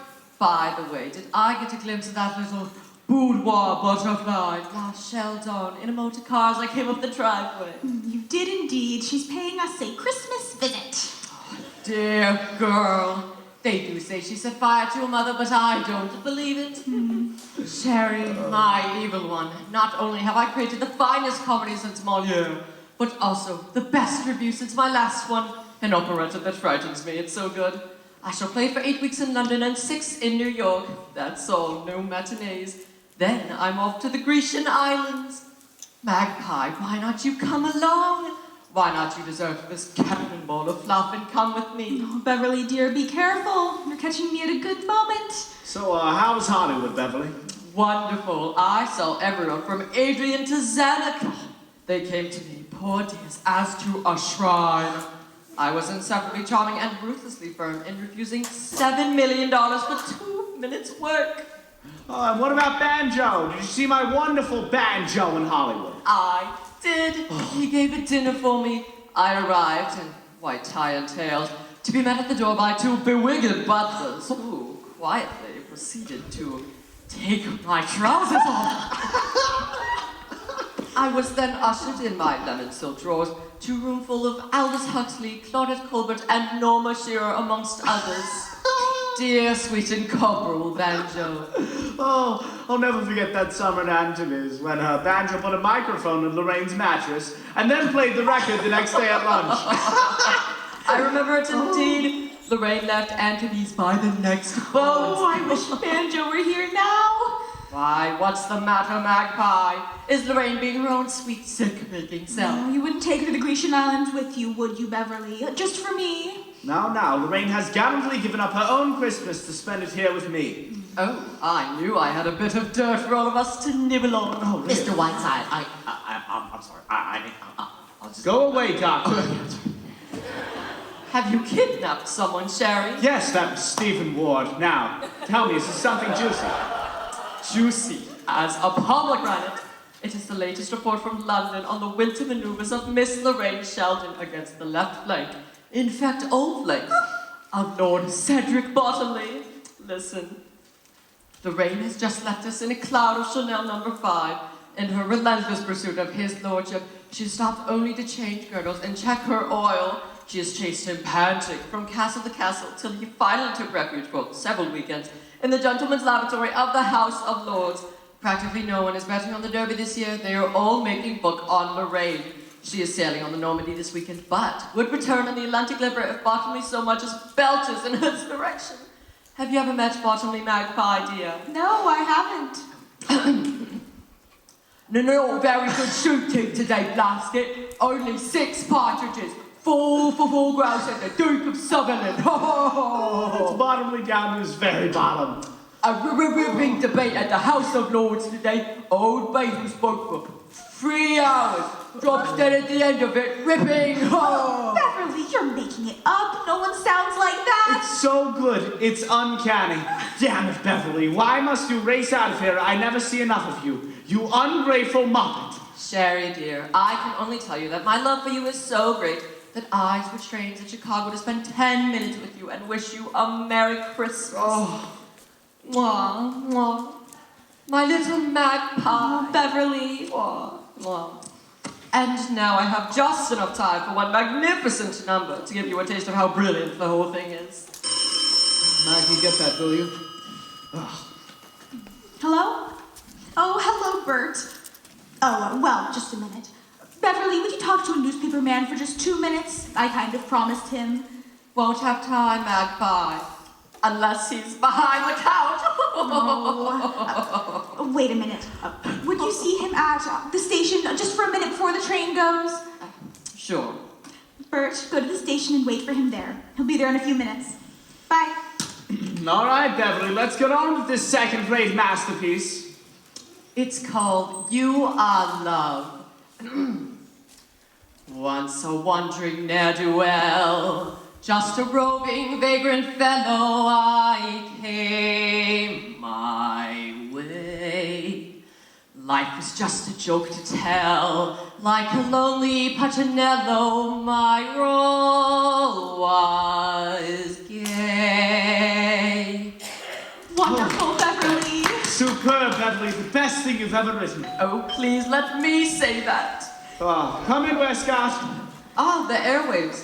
Well, I shan't have to hear it. Thank God I should be on a train. Westcott, will you go in that room? John, will you show them where to plug in?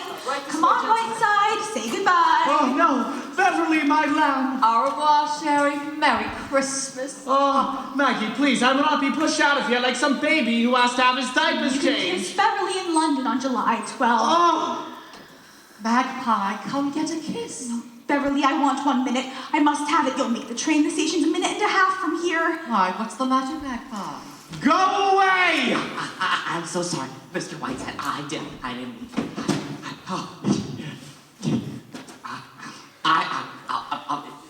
Mr. Excuse me, I'm sorry. Who is that man? Never mind, Beverly. I'm in great trouble. What is it? I've fallen in love. No. Yes, for the first time in my life, Beverly, I'm in love. I can't tell you about it now. There isn't time, but Sherry's trying to break it up in his own fiendish way. He's doing everything he can to break it up. Why, the old flounder. What's he doing? Lorraine, he's brought Lorraine here to smash it up. Oh, it's someone here in this town? He's a newspaper man, the one you're going to see at the station, and he's written a play, and I just know Sherry must be using that as bait. You've met Lorraine. She'll eat him up alive. You've got to help me, Beverly. Of course. What do you want me to do? I've got to get Lorraine out of here. The further away, the better, and you can do it for me. But how? How can I? I'm leaving. Have you a copy of the broadcast, Miss Cutler? Oh, there's one on that table. Thanks. One of those penguins ain't the original. Here's what I want you to do. Oh. I love it. I absolutely love it. It's simply enchanting, and it bitches Lorraine and Sherry at the same time. It's pure heaven. I adore it, and I shall do it abroad. Oh, darling, the first baby will be named Beverly. You're wonderful. Of course I am. Now then, come to Zurich for your honeymoon, and I'll put you up. I adore you. Oh, mercy, let me out of here. Shall I straighten up the room for the broadcast, Miss Cutler? Oh, no, John, it isn't television. Thank God. They only hear the liquid voice. Oh, you know, Mr. Whiteside, he's just the darndest person, isn't he, John? Things he finds time to stick his nose into. Are the girls out there, Miss Cutler? Yes, they are, Westcott. Why, Miss June? Are you going away? Oh, no, John, no. Is Mr. Whiteside in there? Yes, he's getting ready to go on the radio. Listen, John, will you tell him that Richard and I are heading? Where is he? In the library? Yes, he's busy. Oh, well, maybe we ought to... Oh, come on. Thank you, John.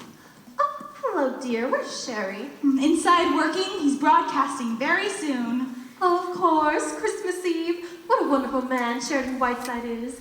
You know, my dear, it must be such an utter joy to be secretary to somebody like Sherry. Yes, you meet such interesting people. That's quite a gown, Lorraine. Going anywhere? Yes? Oh, I just threw on anything at all. Aren't you dressing for dinner? No, just what meets the eye. Tell me, Maggie dear, who does your hair? A little French woman named Maggie Cutler comes in every morning. You know, my dear, I always think it could be so lovely. I've always wanted to get my hands on it. Oh, I've always wanted to get mine on yours, Lorraine. What, dear? By the way, what time does Beverly get here? I'm not over anxious to see him. He's been and gone, Lorraine. Well, then I'm quite glad. glad. Of course, you're great friends with him, aren't you? You and Beverly? Yes, we are. I think he's a wonderful person. Oh, I suppose he is. Really, when I finished acting with him, it was a perfect wreck.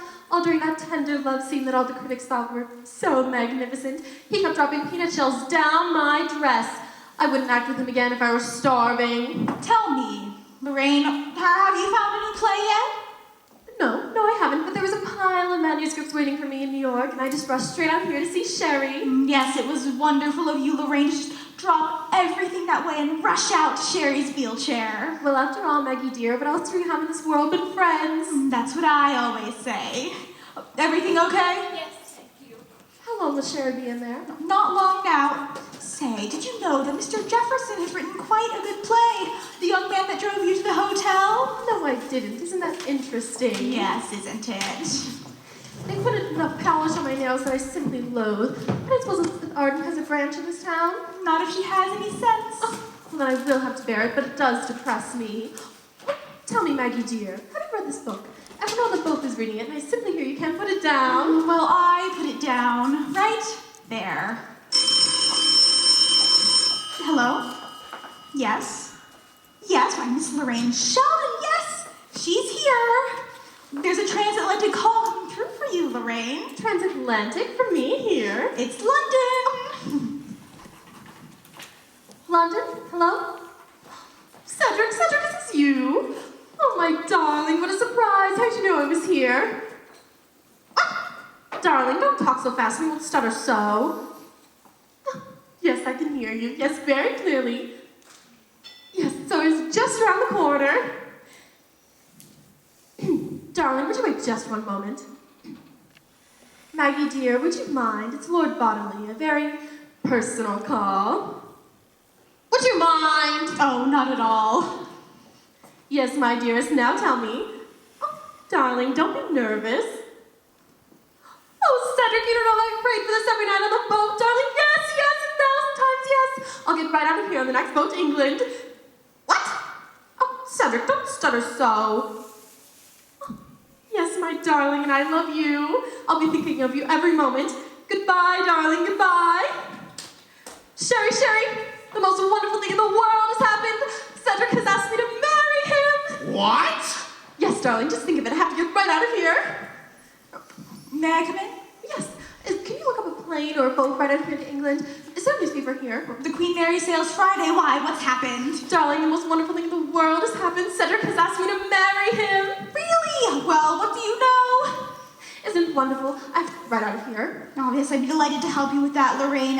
In fact, I've got a timetable right here, and don't worry, because if you can't catch a train to Cleveland, they'll drive you, and you can catch the plane from there. Maggie, darling, you're wonderful. Why, Sherry, what's the matter with you? You haven't even said a word. Lorraine, honey, am I to understand from all of your girlish squealing that you're about to toss your career into the ash can? Why, no, of course not, Sherry. Of course I couldn't act in this season, but there'll be other seasons, Sherry. Ah, and everything goes into the ash can too, is that right? Why, no, you couldn't expect me to... No, I understand only too well, Lorraine, and I also understand why Kit Cornell remains the first actress of our theater. Oh, this is wonderful. We're in luck, Lorraine. There's a plane out of Cleveland at 10:03. I'll drive you over tonight. Why, isn't that lovely, Sherry? Peachy. Darling, what's the number of the hotel I'm at? I have to get my maid started packing. Missalia 32. Missalia 32, please. Let me see. If I sail Friday, it's a 5-day boat. Oh, I shall be in London Wednesday night. Yes, Mansion House. Connect me with my maid, will you? Oh, look, Sherry, it's starting to snow. Isn't that wonderful, Sherry? Oh, why, I've never felt more like Christmas in my life. Don't you, Sherry dear? Shut your nasty little face. Cassette, now listen to me very carefully, Cassette. We're sailing Friday on the Queen Mary. Yes, that's right. Yes, you'll have to start packing immediately, and I'll call for you in about an hour. Yes, and I need you to send a cable for me, too. The first is to Lord and Lady Kennard. Their addresses are in the little black address book on my dressing case. Yes. Have you got a pencil? Wonderful. Dear Lord and Lady Kennard, my darling, sailing Friday on the Queen Mary, Cedric and I be married immediately upon arrival. Wanted you to be the first to know. Love, Lorraine. Now send. Oh, thank you, Cassette. Thank you very much. Now you'll have to hurry. I'll be at the hotel in about an hour. Oh, goodbye. I'm the most wonderful maid in the world. I'd die without Cassette. Isn't life full of surprises, Sherry? Who'd have thought an hour ago I'd be on my way to London? Oh, an hour ago? No, I certainly wouldn't have thought so an hour ago. Great God, will this female drooling never stop? My head is bursting. Oh, Sherry, can I get you something? Sherry, I'm sorry if I've offended you, but life is my own and... Hello, everybody. Bert! Say, do you know it's snowing outside? We're gonna have a real old-fashioned Christmas. Why don't you telephone your scoop to the New York Times? Bert, Miss Sheldon has to catch a plane tonight from Cleveland. Can we drive her over, you and I? Why, certainly. Sorry I have to go, Miss Sheldon. Not bad news, I hope. Oh, on the contrary, very good news, wonderful news. Oh, yes, indeed. Calls for a drink, I think. Why, you're not being a very good host, Sherry. How about a bottle of champagne? Oh, I can do better than that. Let me mix you the Jefferson Special, okay, Mr. Whiteside? Yes. Mix anything. Only stop this driveling. Anyone admired my Christmas present yet, Maggie? Oh, dear, I forgot. Look, everyone, from Mr. Jefferson to me. Oh, it's lovely. Let me see it. It's inscribed to Maggie. Long may she wave. Bert. It's lovely. Isn't that sweet, Sherry? Ducky. Oh, I told you it was beautiful, Bert. See? Well, shows what you get if you save your coupons. Say, is there something going on between you two? Maggie, is there something you're not telling us? Great God, will this drivel never stop? A Jefferson Special will cure anything. By the way, I managed to get a 2-minute interview with Beverly Carlton at the station. You were right, Mr. Whiteside. He's quite something. Go ahead, Bert. Mix the drinks. On the 5. I was lucky to get even 2 minutes. He was in a telephone booth most of the time. Bert, mix those drinks, will you? Okay, couldn't hear what he was saying, but from the faces he was making, it looked like something from one of his plays. Oh, Bert, for goodness sakes, will you? Bert, honey, Mr. Carlton was at a telephone booth at the station. Certainly was. Kept talking and making the darnest faces for about 5 minutes. I thought he'd never come out. Say, Bert, I have an idea. I shall love the Jefferson Special. Make me a double one, will you? Okay. My headache has gone with the wind. Philo Vance is now at work. Hello, operator here. Has there been a call on this telephone from England in the past, 30 minutes? Sherry, what's this? There hasn't been a call from England over this telephone in the past 3 days. Say that again, operator dear. Thank you. And a Merry Christmas to you. Sherry, what is all this? What does it mean? It means, dear, that was Beverly you poured your girlish heart out to. Not Lord Bottomley. Who'd have thought 5 minutes ago you'd not be going to England? What? No. I was talking to Cedric on the phone. Sherry, what does this mean? It means, dear, that was Beverly. All I can say is that Beverly was indulging in one of his famous bits of mimicry. That's all. Nothing more. I mean, you've heard him do Bottomley before, of course. Yes, of course. But why would Beverly want to? Oh my God, those cables. Give me the hotel, whatever it's called. Oh, skunk, the louse, I'll pay him off is the last thing that I... Mansion house? Connect me to my maid. Oh, who the hell do you think this is? It's Miss Sheldon, of course. Oh, why, I only hope Cosette doesn't set those cables. Cosette. Now listen to me very carefully, Cosette. Have you sent those cables? Oh, God!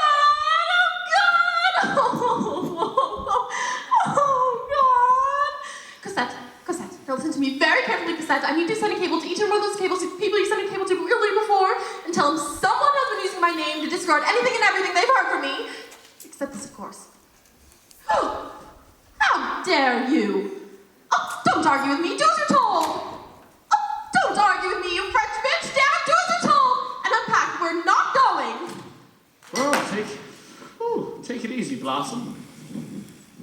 Take it easy. Why, I'll be the laughing stock of England. I shouldn't dare show my face. Why, I always knew Beverly Carlton was low, but not this low. Why doesn't it get funny? Why would anyone want to play a silly trick like this? Do you understand, Maggie? Do you, Sherry? Why would Beverly Carlton walk straight out of here, straight to a phone booth, and try to send me on a fool's errand to England? I don't even know why Beverly Carlton or anybody else from that matter would want me to.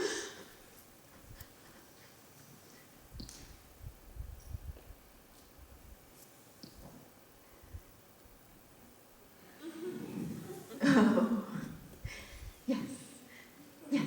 Now I think I begin to. Of course. That's an awfully charming bracelet Mr. Jefferson gave you, isn't it, dear? It all makes complete sense. sense now. To think I was about to... Oh, wild horses couldn't get me out of here now. Why, darling, how are you? I hold on to that bracelet Mr. Jefferson gave you. It'll be something to remember him by. All right, Mr. Whiteside, almost time. Start testing, girls. Look her up. Here are your copies, Westcott. Here are your copies of the broadcast. Very well. How much time? Here comes the Jefferson special. Oh, have we time? I'm sure we have, Mr. Jefferson. It turns out I'm not leaving after all. Really? Oh, that's good. Why, Mr. Jefferson, I've heard that you've written the most marvelous play. Would you read it to me? I know. After dinner, we'll go back to the mansion house and you'll read me your play. Why I should say so? I'd be delighted. Maggie, did you hear that?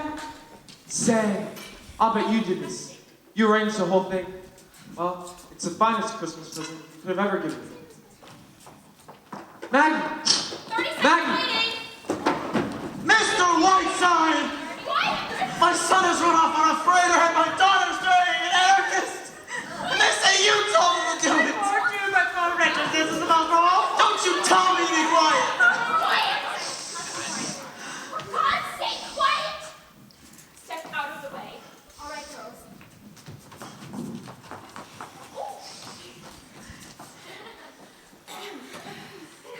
Okay, New York. Good evening. Cream of Mush presents Sheridan Whiteside. Ready? Silence. On this eve of eves, when my own heart is filled with peace and kindness, I think it most fitting to tell again that story of that still and lustrous night. Penguin bit me!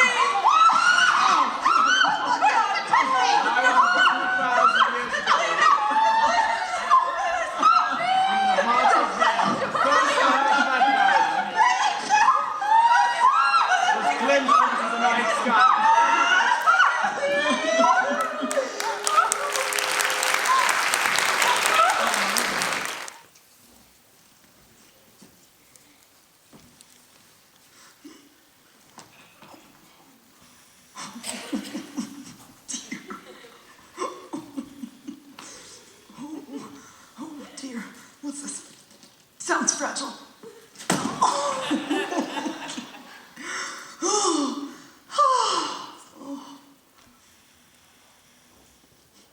Miss Preen! Miss Preen! Yes, sir. Yes. Where do you disappear to all the time, my Lady Nausea? Oh, well, I can only be at one place at one time, sir. That's very fortunate for this community. Whiteside, Merry Christmas. Merry Christmas, John. Are you ready for your breakfast, Mr. Whiteside? No, I don't want any breakfast. Say, has Miss Cutler come out yet? No, sir, not yet. Shall I call her? No, leave it be, John. Taking the 1 o'clock train, Sherry. I'm leaving. Oh, you're doing nothing of the kind. Here are your keys, your driver's license, the key to the safe deposit vault to the apartment in New York. I'll go in here now and clear things up. Just a moment, Miss Siddons. Will you get the hell away from my chair? You are literally nauseating. You heard me calling to you halfway through the night. I heard you when you came in. Why didn't you answer? Look, Sherry, it's over and you've won. I don't want to talk about it. Oh, what are you trying to make me do? Feel like a naughty, naughty boy on Christmas? Really, Maggie, sometimes you can be very annoying. You know, Sherry, you're quite wonderful in a way.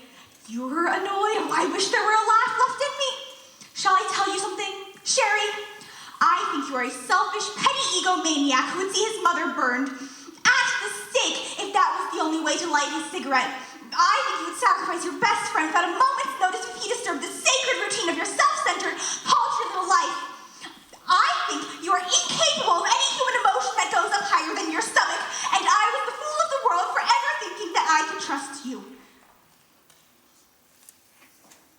Well, as long as I live, I shall do no one a good turn again. I won't ask you to apologize to me, Maggie, because 6 months from now, you'll be thanking me instead of parading Oh, in me. 6 months, Sherry, I expect to be so far away from you. Hello. Oh. Merry Christmas, everybody. Merry Christmas. I know I'm a little drunk, but I can explain everything. Hi, Maggie. Hi, Mr. Whiteside. Shake hands with a successful playwright. Maggie, where were you? Why did you run away last night? Miss Sheldon thinks the play is wonderful. I read her the play, and she thinks it's wonderful. Isn't it wonderful? Yes, that's fine, Bert. Isn't it wonderful, Mr. Whiteside? Look, Bert, I think you should go home, don't you? What? No. Biggest day of my life. I know I'm a little drunk, but this is a big day. We've been sitting at Billy's Tavern all night. We didn't even realize it was daylight until it was daylight. Maggie, Miss Sheldon thinks the play needs a little bit of fixing. Do it in 3 weeks. She wants to take me down to this little place she's got on Lake Placid, just for 3 weeks. Isn't it wonderful? Maggie, why don't you say something? Look, Bert, I suggest you tell us all about it later. Merry Christmas, everybody. God bless us all and Tiny Tim!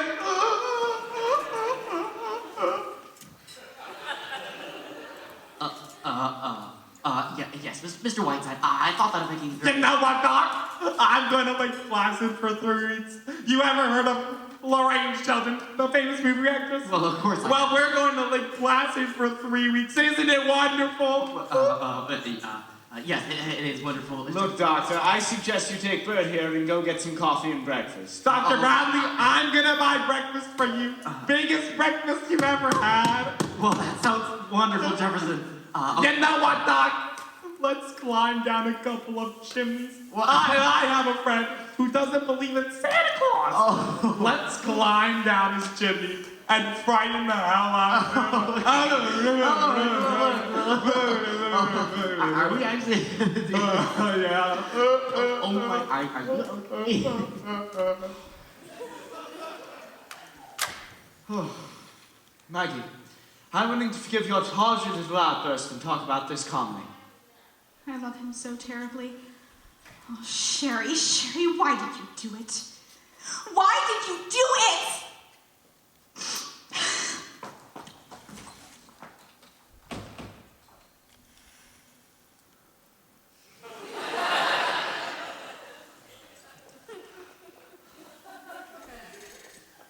Merry Christmas, Mr. Whiteside.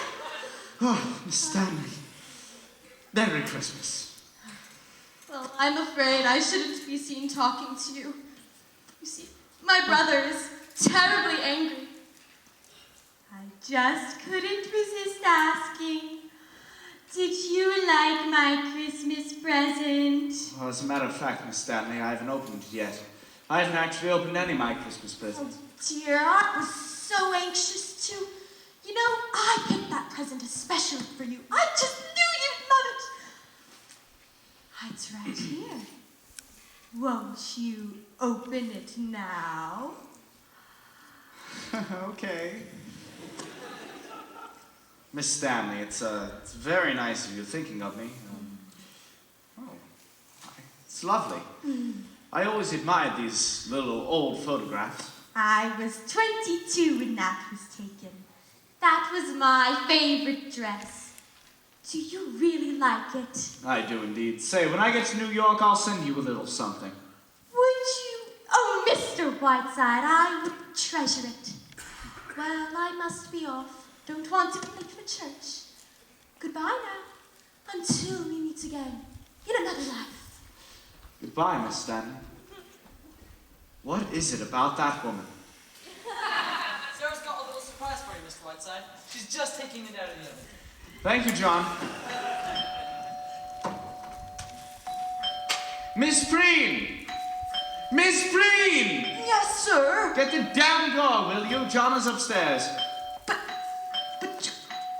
Hurry up now. Come on. Okay. Wow, come Who on. is it?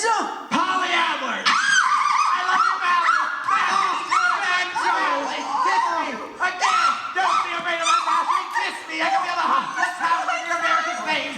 Banjo, for God's sakes, Banjo! Hello, Whiteside. Was I with this package, please? Oh, that is my nurse, you mental delinquent. Come to my room in half an hour and bring some brownie bread.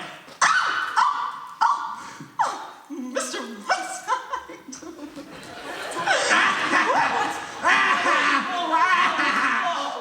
Oh, my goodness. Whiteside, I'm gonna spend Christmas with you. Give me a kiss. Oh, get off me, you reed farmer! fugitive. How long are you staying anyway? Just long enough to get back. I'm on my way to Nova Scotia. Say, where's Maggie? Well, how'd you get here? Daryl Zanuck loaned me his reindeer. Whiteside, he finished shooting the picture yesterday. I'm on my way to Nova Scotia. Flew here in 12 hours. Borrowed an airplane from Howard Hughes. Well, Nova Scotia. How long are you going to Nova Scotia for? A couple of weeks. I'm sick of Hollywood and there's a day in New York I don't want to see. So I figured I'd go to Nova Scotia and get some smoked salmon. Where the heck's Maggie? I want to see her. What's wrong with you? Where is she? Banjo, I'm glad you're here. I'm very annoyed at Maggie. Very. Say, what is this? I thought you couldn't walk.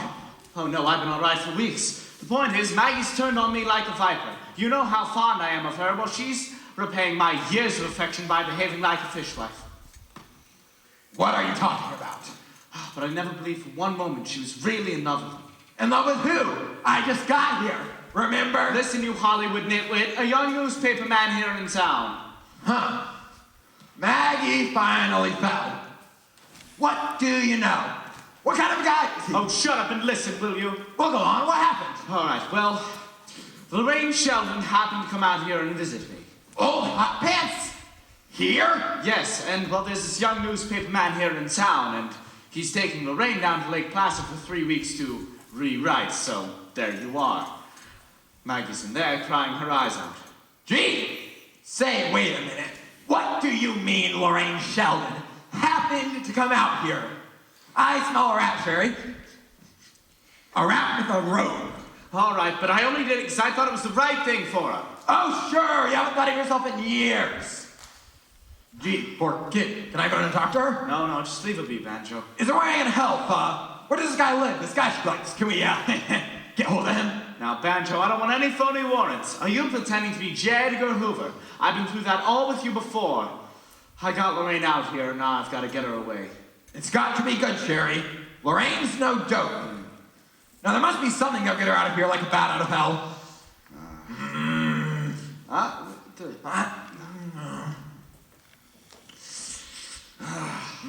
What about an auditorium full of people? We could never do that. Are you joking? Come on. You're right. Say, I think I got it.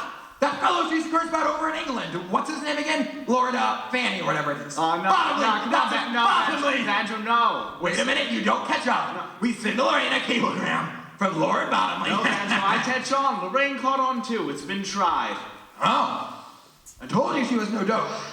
Well, we've got a tough proposition on your hands. Get the hell out of my chair. The only trouble is I've done this job too well. Hell and damnation. Stuck, huh? In the words of one of our greatest lyric poets, you said it. Yeah. Gee, I'm hungry. We'll think of something, Sherry. You watch. We'll get Lorraine out of here if I can do it one piece at a time. Merry Christmas, Mr. Whiteside. I have something. But Mr. Whiteside, it was for you. Don't worry, Sarah. He's quite mad. Come, Petrushka. We shall dance. We shall dance in the snow. Just give him something to eat, Sarah. He's quite harmless.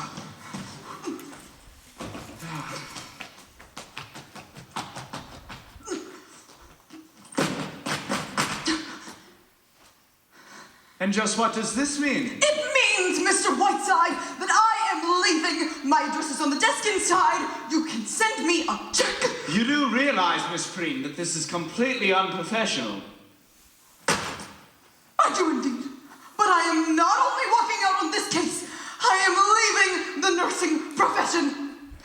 I became a nurse because all my life I was filled with this idea of serving a suffering humanity.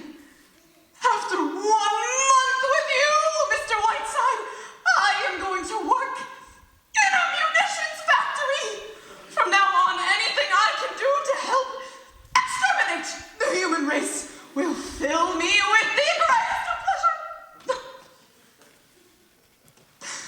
If Florence Nightingale had ever nursed you, Mr. Whiteside, she would have married Jack the Ripper instead of founding the Red Cross. God day, sir! No! Mr. Stanley is here with June. He's brought June back. Thank goodness. Thank goodness. June, thank God you're back. You're not married. are you? No, Mother, I'm not. And please don't be hysterical. Could have been anyone but that awful boy.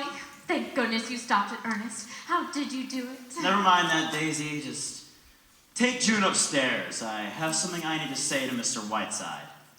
What about Richard? Is there any news? It's all right, Daisy. All under control. Just take June upstairs. Father, haven't we had enough melodrama? I don't have to be taken upstairs. I'll go upstairs. Merry Christmas, Mr. Whiteside. It looks bad for John L. Lewis. Come on, Mother. Lock me in my room. Oh, now, June, I know you'll feel a lot better after you've had a hot bath. Have you had anything to eat? My dear. Oh, I am pleased to inform you, sir, that your plans for my daughter have gone a trifle awry. She is not, nor will she ever be, married to that labor agitator that you so kindly picked out for her. And as for my son, he's been apprehended in Toledo and will be brought back home within the hour. Not having your gift for invective, sir, I cannot tell you what I think of your obnoxious interference in my affairs. But I have arranged so that you'll interfere no longer. Come on in, officers. These officers, Mr. Whiteside, are deputy sheriffs. They have a warrant by which I am able to put you out of this house, and I need hardly add that it will be the greatest moment of my life. I am giving you 15 minutes, Mr. Whiteside, in which to pack your things and get out. If you're not gone within those 15 minutes, these officers will forcibly eject you. Thank you, officers. Will you wait outside? 15 minutes, Mr. Whiteside. And that means bag, baggage, wheelchair, penguin, octopus, and cockroaches! I'm now going to go upstairs and smash our radio. So that, not even accidentally, will I ever have to hear your voice again. So what I'm hearing is you do not want my autograph. 15 minutes, Mr. Whiteside. Say, can she cook? Well, Whiteside, I didn't get an idea. Any news from the front? Yes, the enemy is at my rear and nibbling. Where'd you say Maggie was? In there? It's no use, Banjo. She's taking the 1 o'clock train out. No kidding. You didn't tell me that. Mean she's really leaving you after all these years? She's really quitting? She is. Now you've only got till 1 o'clock to do something? No, Banjo, dear. I have exactly 15 minutes. 14 minutes. In which to pull out of my hat the goddamnest rabbit you've ever seen. What do you mean, 15 minutes? In exactly 15 minutes, Banjo, dear, baby's rosy little body's being tossed out into the snow. Mine host has sworn out a warrant, and I'm being kicked out. What? I never heard of such a thing. What are you going to do a thing like that for? Doesn't matter, Banjo, dear. The point is, the master's growing a little desperate. What about laying your cards on the table with Lorraine? Oh, now, Banjo, dear, you know Dream Girl as well as I do. What do you think? You're right. Look, Banjo, go in and talk to Maggie for a while. Say, if I knew where Lorraine was, I could get a car and run her Oh, home. Banjo, It dear. wouldn't hurt her much. Oh, go in. I just... let me think. Pardon me, miss. Is this the YMCA? Come on, let's go, bring him in, quickly. Excuse me, sir. Is this young man over here? No, you idiots! Hello, Mr. Whiteside. I didn't get very far. Any suggestions? I'm very sorry, Richard. I wish I were in a position where Well, you're not in a position, Mr. Whiteside. Thank you, sir. Here is a little something for your troubles. Richard, would you go upstairs?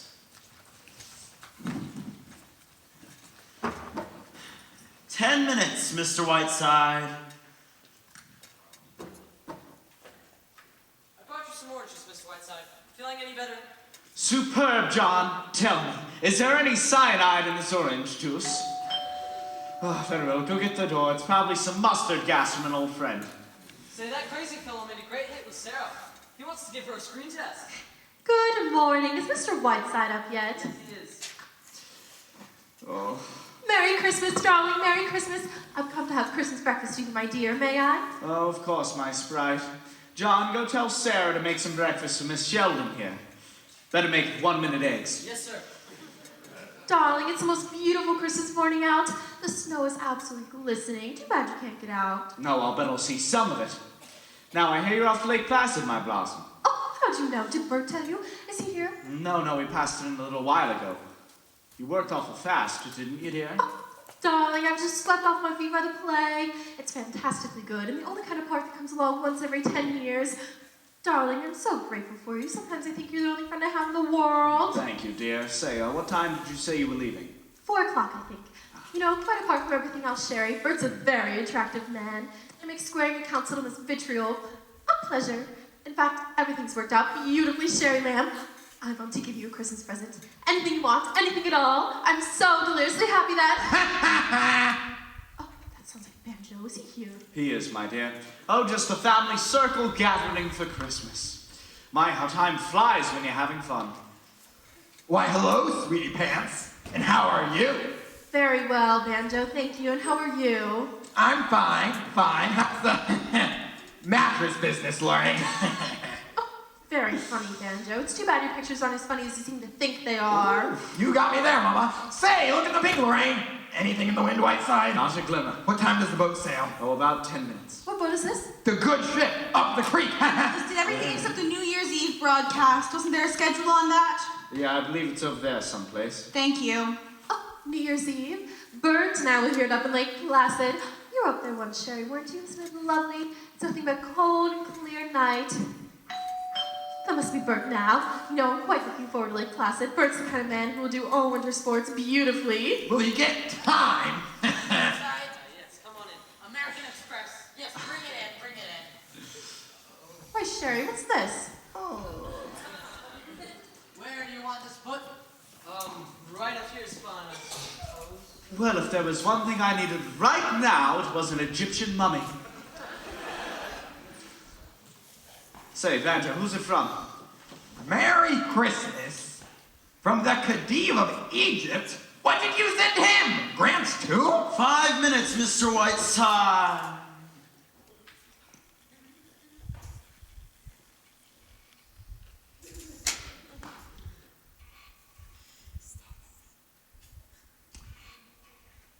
Including that!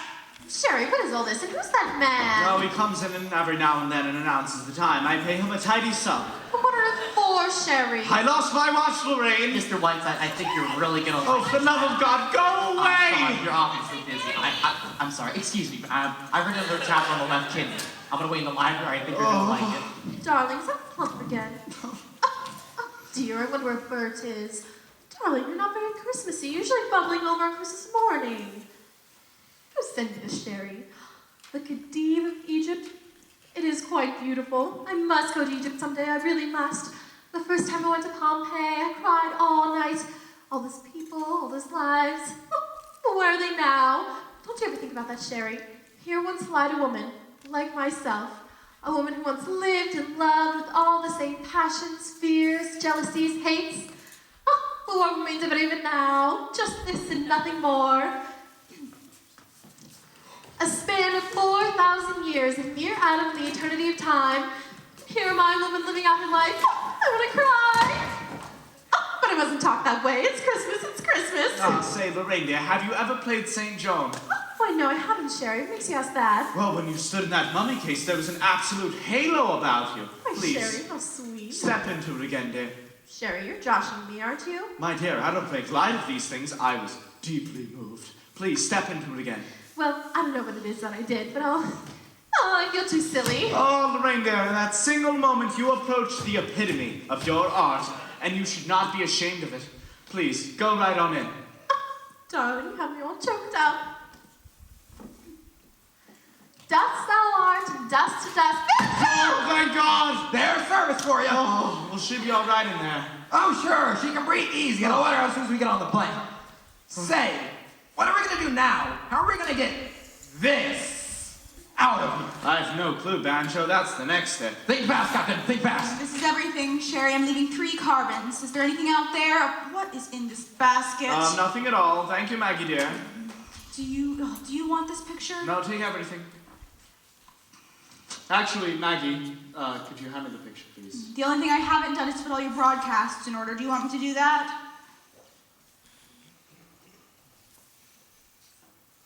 What was that? Oh, yes. Do it right away, Maggie. Very, very quickly. It's very important. I'll see you before I go, Banjo. I thought I recognized this face, and now I know how to get this thing out of here. What face? Time is up, Mr. Whiteside. 15 minutes. Ah, yes. Mr. Stanley, 15 minutes. But only one thing before I do go. Would you please summon those gentlemen and help this young man down to the airport with that mummy case? I will do nothing of the kind. Oh, I think that you will, Mr. Stanley. Must I inform my radio audience on my next broadcast that your sister, Harriet Stanley, is none other than Harriet Sedley, who murdered her mother and father 40 years ago with an axe in Gloucester, Massachusetts. Really, it's a very small favor, Mr. Stanley. Or would you rather have the good folk of Massalia repeating at your very doorstep that once very popular jingle? Harriet Sedley took an axe and gave her mother 40 whacks. And when the job was nicely done, she gave her father 41. Mr. Stanley, remember, I too am giving up something. It would make for a very interesting broadcast. Mr. Whiteside, you are the damnedest person I've ever met. You're a bit late in finding that out, old fellow. Come right in, gentlemen. Whiteside, you're a great man. I know. John, come in, please, and help. Mr. Stanley here would like you to help this gentleman down to the airport with that mummy case. He's sending it to a friend in Nova Scotia. Collect! Right, Mr. Stanley? Yes. Banjo, you're wonderful, and I may write a book about you. Don't bother. I can't read. Goodbye, Maggie. Love conquers all. Be careful of that case, boys. It contains an antique. Sherry, was that? Oh, it was, my dear. Just a little Christmas present from me. Sherry, you old reprobate! No, just send me a necktie sometime. My hat and coat, Maggie dear. I'm leaving for New York. You're leaving, Sherry? Don't argue, rat girl. Do as you're told. Yes, Mr. Whiteside. Mr. Whiteside, I'd like to apologize. Say. Don't give it a thought, Bert. Say, there's been a slight change of plans. I'm now sending your play to Catherine Cornell. Miss Cutler here will explain everything. Thank you, Maggie dear. Mr. Whiteside, are you very busy right now? Yes. Doctor. Very busy, but only one thing before I do go, Doctor. If you ever find yourself in New York, try and find me. Goodbye, my lamb. I love you very much. Sherry, you're wonderful. Mr. Jefferson, you'll never know the trouble you've caused. Goodbye, Mr. Whiteside. And Mr. Stanley, I'd like to hear in the very near future that your daughter be permitted to follow a young man and your son be permitted to follow his own bent. Or else. Merry Christmas, everybody. Maggie, for God's sake, what is all this? Where's he going? I didn't even know he could walk. Oh, it's all right, Bert. You're too young to know. Just don't ask questions. You're my age. Ernest, Richard's being very difficult. You'll have to talk to him. Ow, God damn it! Bert, Oh! don't, for God.